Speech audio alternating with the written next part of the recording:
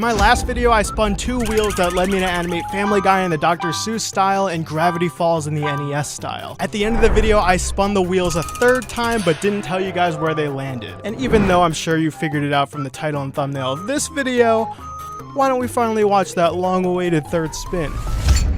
So our last story will be Shrek. Oh my god, it landed on Shrek, guys.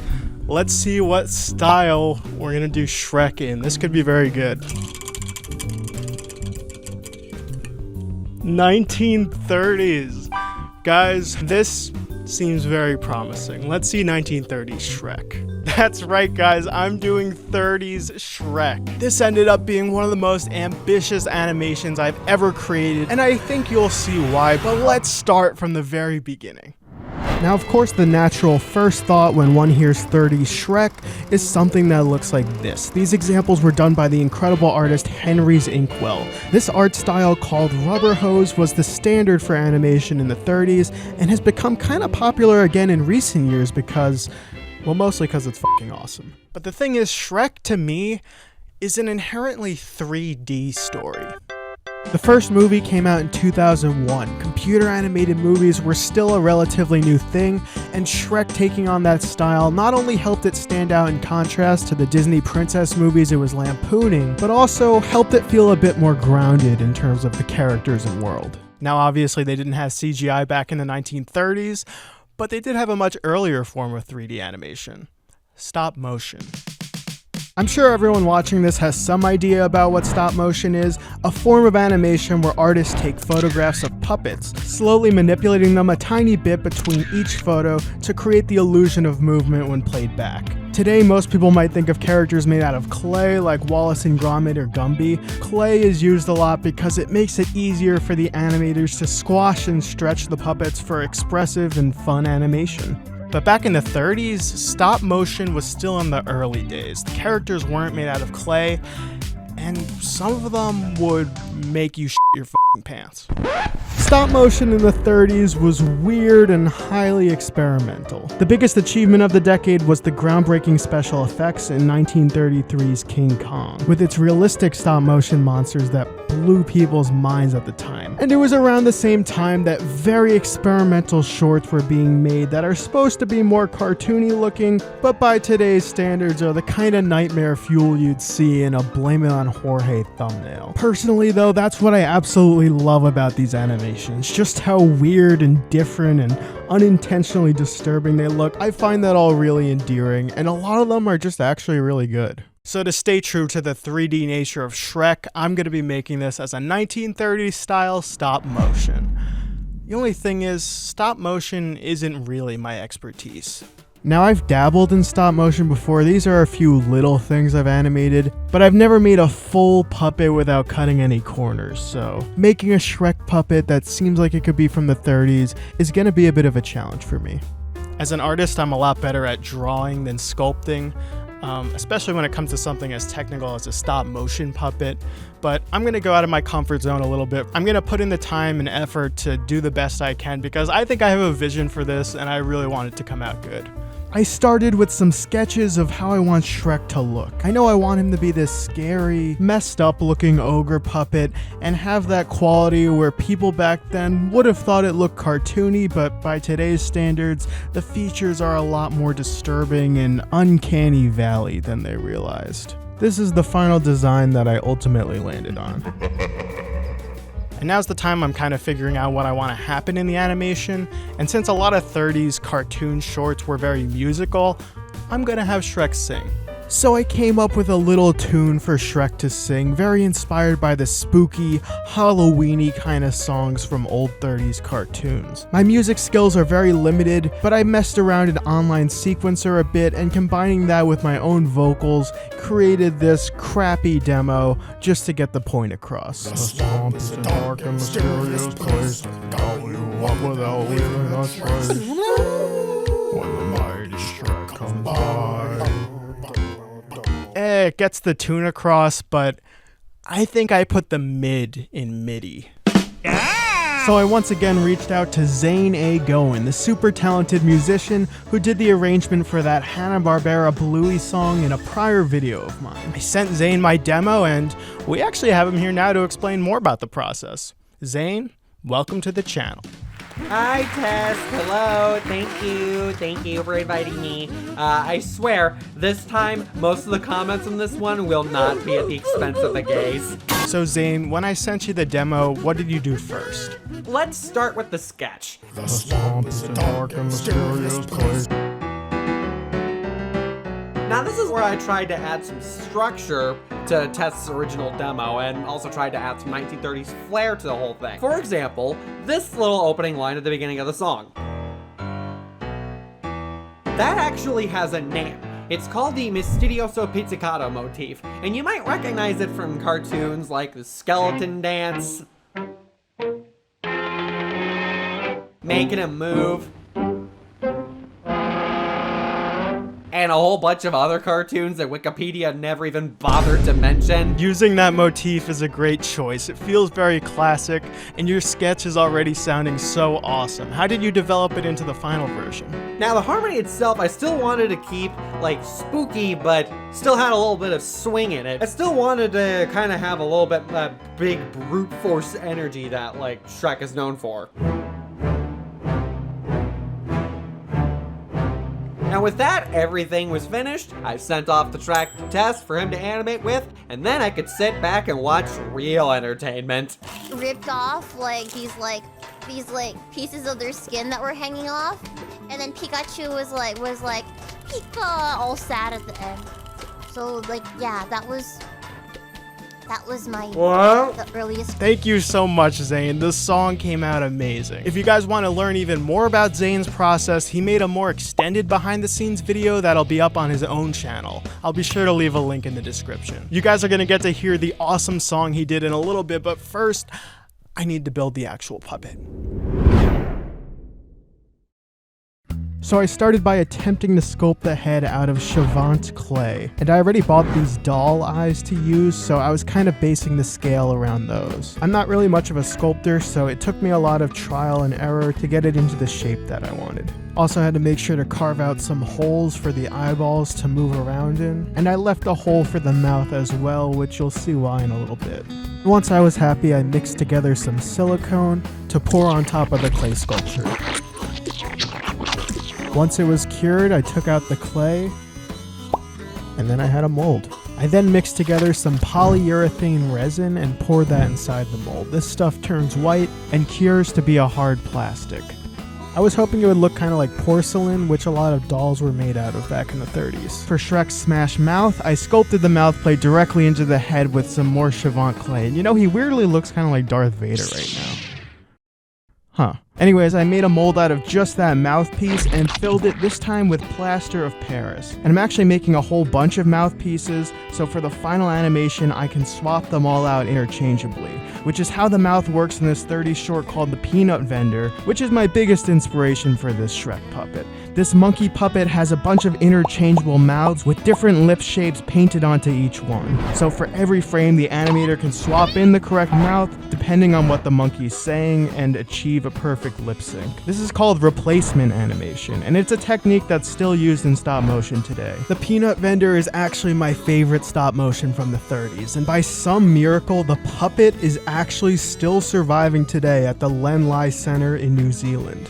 I tried to contact the center to find out if they know what materials the puppet is made out of, but I guess they're racist to bald people because they never responded. There's honestly not much online about what those old puppets were actually made out of, so as I'm doing Shrek, I'm trying to stick to materials that at least look period accurate. Just by looking at them, we can tell there's some hard materials, some soft rubbery materials, a lot of fabrics and furs. All that combined creates kind of a tactile surrealness. They look like they would feel weird to touch. So that's kind of what I'm aiming for with my Shrek. His eyes are going to be movable using this doll eye mechanism that I got from The Secret Art Studio on Etsy.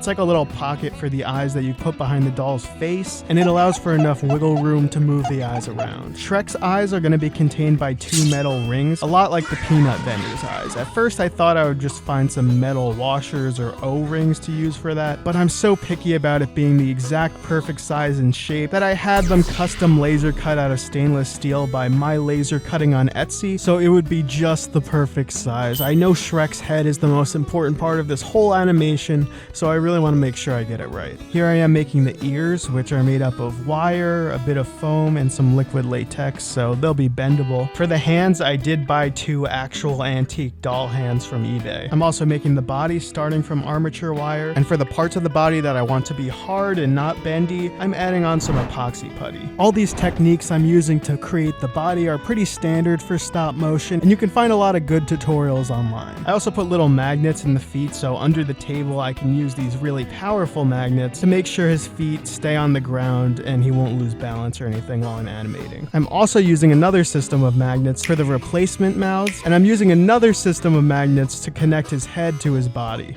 I'm not gonna lie, making this Shrek puppet was an insane amount of work. I know I might be making it look kind of easy, edited together all quick like this, but in reality it took a long time and a lot of effort and problem solving went into it to figure it all out. It was a bit frustrating too at times when it wasn't looking exactly how I wanted it to look or moving exactly how I wanted it to move, but once it finally comes together it is really satisfying, and I think I'm starting to finally see the finish line here. All the mechanics are in place, I just gotta shape out his body a bit with some foam and do some other little finishing touches.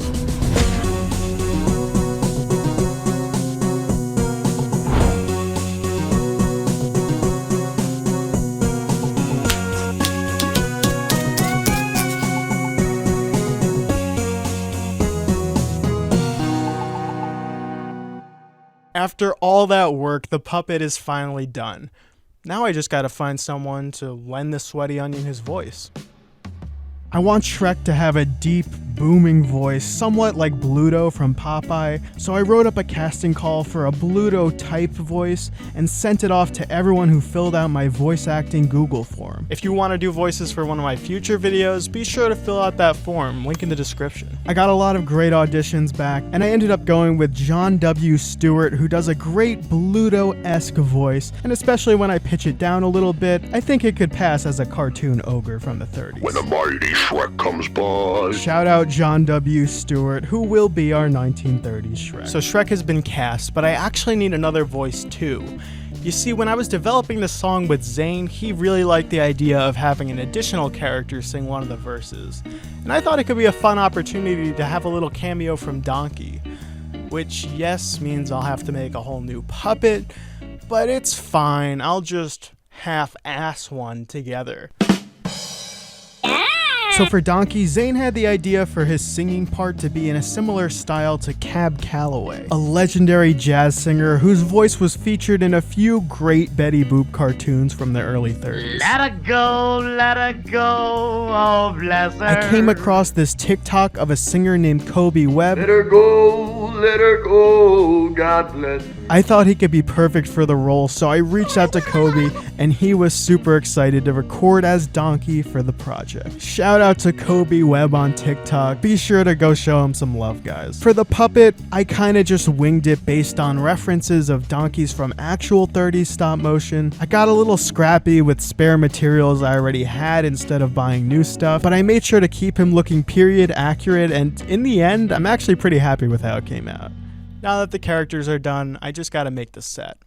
Some of the 30 stop motions I was able to find online use these painted backdrops, so I'm gonna do that with mine. I got in touch with the artist YinyangGio, who has helped me out a few times on the channel now, and he's especially great at making these digital background paintings that look traditional. So I had him illustrate the backgrounds, and of course he did an insanely awesome job. The level of detail is insane. This is a really hard style to do, and he just absolutely nailed it. Huge shout out to YinyangGio, and go check out his socials. tutorials. You'll really like it if you enjoy my videos. When I started doing measurements and stuff though, I realized I want the backgrounds to be a little wider, so I actually expanded his backgrounds a bit myself in Photoshop. I just mostly used the clone stamp tool to copy and paste little bits he already painted and fill in the new space. I then used the website The Rasterbaiter, which is great for printing stuff out at scale, and taped all the pieces together to create the backdrop. For the ground in front of the background, I just taped down some paper and painted over it. Depending on the shot, I add a little bit of foliage and moss to kind of blend the background with the foreground. All that combined should look pretty accurate to the time, especially when I turn it black and white later.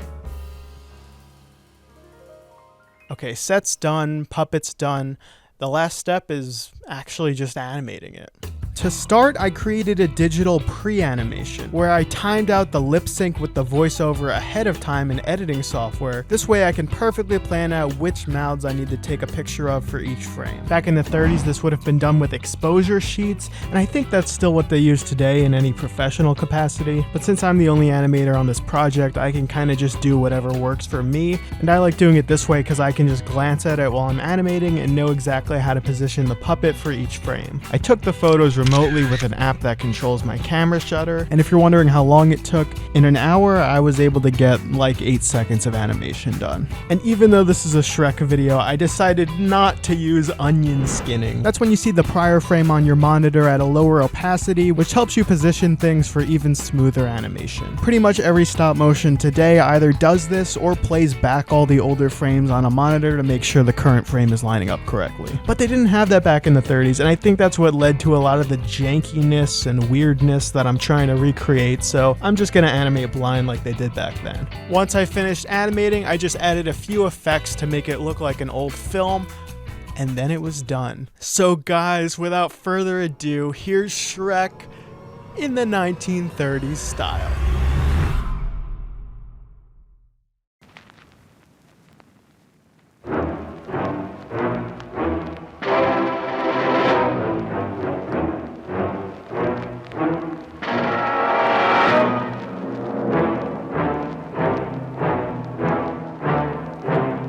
The swamp is a dark and mysterious place. I could gobble you up without leaving a trace.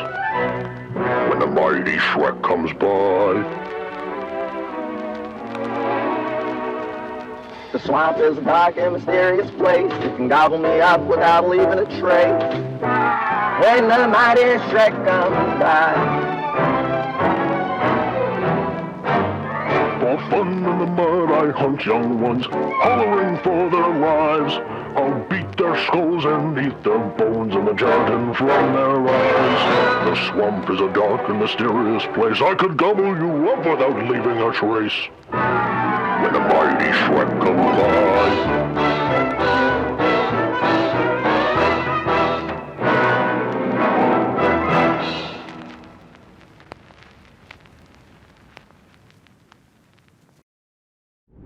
There it is, guys. What do you think? Was it cursed? Was it blessed?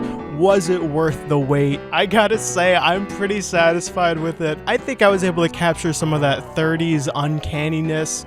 And something tells me this one leans a little on the cursed side. Thank you so much to the singers, John W. Stewart and Colby Webb. They did incredible. Please show them some support, guys. All their links will be in the description, along with YinyangGio and Zane A. Goen. All of their contributions were so integral to this, and they all did such an amazing job. Let me know what you think in the comments, and don't forget to hit that subscribe button if you enjoyed this video and want to see more like it. And if you're a real fan of the channel, I'm very happy to announce that I'm officially launching a Patreon page. Starting from $5 a month, you get access to bonus content, including more in-depth behind-the-scenes demos and animatics from some of my animations, long commentaries of some of my previous videos, and videos of me answering fan questions and reacting to comments. He moves his mouth like a shy e-boy? Are they talking about me? Some of that's already available today, and new videos will come out every month. For $15, you get to actually actually participate in the channel. Your name will be credited on screen in my videos. You can ask me questions that I might answer in those Patreon videos. You get exclusive sneak peeks at my future videos.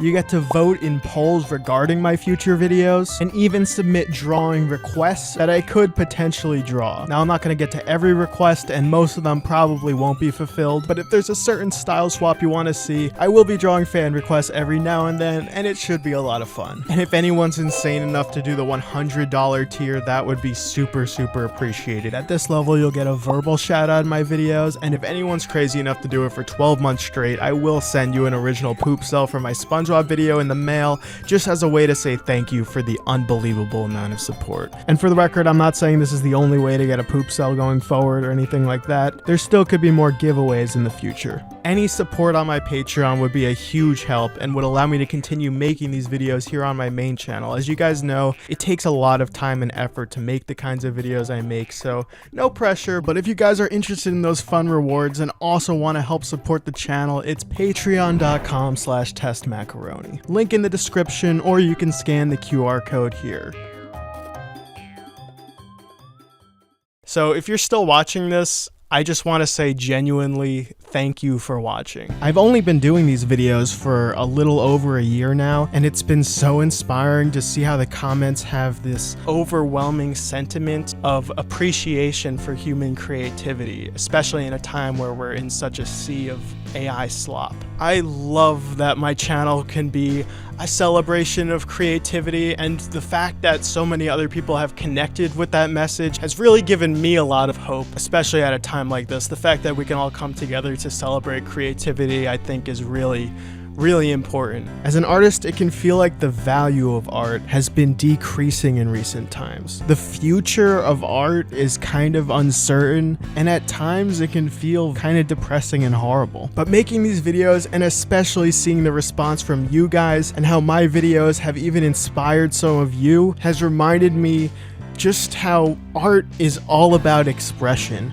And actually, I think the value of real art has only increased amongst all the slop. I think true human expression is actually more valuable now than it ever was before. Now, since you watched this far, I actually have a little treat for you. I was feeling a bit inspired by all those different feelings, and I actually wrote a little song. It's a little bit about just remembering to take care of yourself, you know, when you're going through tough times. It's really silly, by the way. But it's also from the heart. In the future, it might be an outro song for the channel. If it is, I'll get a real singer to do it. Right now, I'm about to turn into a cartoon and sing it. Apologies in advance for my bad singing, but real quick, a shout out to two people who helped me with the music. Laxman, who I've worked with before, transcribed some crappy demos I made into an MIDI file, and a young prodigy of the arts named Caesar Pagani did all the final music. He's only 14, but he's a mega talent. He also makes these insane Muppet replicas, which are just awesome. Links in the description, go show your support. So to end the video, here's the song, and I hope you guys like it. When in life, the times get really tough and you're not sure if you should just give up, and seems every day things don't go your way and you're feeling kind of scared and sad and really not okay, then to calm down, I have a little saying. It sounds strange, but it's really quite amazing. If you're in a haze, a mental maze, just tickle your mind with this ridiculous phrase. Pizza Hut poop much. Pizza Hut poop much. It's crazy when you hear it, but just go ahead and cheer it and you'll find it helps a touch. Pizza Hut poop much. Pizza Hut poop much. When things don't go your way, take a deep breath and say, Pizza Hut poop much. Some people say, hey, it really must be dense now, as those words don't make any kind of sense now. Poop is just dumb, pizza just crumbs, and there's no real sense in saying sentences that don't add up now. But some hope makes a difference by the hour, and self-love really has a lot of power. When life is absurd and your feelings are stirred, take care of yourself and say these ludicrous words. Pizza Hut poop much. Pizza Hut poop much. It's crazy when you hear it, but just go ahead and cheer it and you'll find it helps a touch. Pizza Hut poop much. Pizza Hut poop much. When things don't go your way, take a deep breath and say, Pizza Hut poop much. And at times, there'll be times when things can be overwhelming. You might not always be in control, but you're gonna be strong and you're gonna be brave, cause you know that tomorrow is another day, and you give it your all and you give it a try, cause you never know what's waiting on the other side, and you're gonna persist, you're gonna pull through and keep doing what you're doing, cause you're gonna be you. Pizza, boo much. Pizza, boo much. It's crazy when you hear it, but just go ahead and cheer it, and you'll find it helps a touch. Pizza, boo much. Pizza, boo much. And though things can get foul, life is only for now. So remember, be kind to your wonderful mind. When things don't go your way, take a deep breath and say, Pizza Hut, boo much.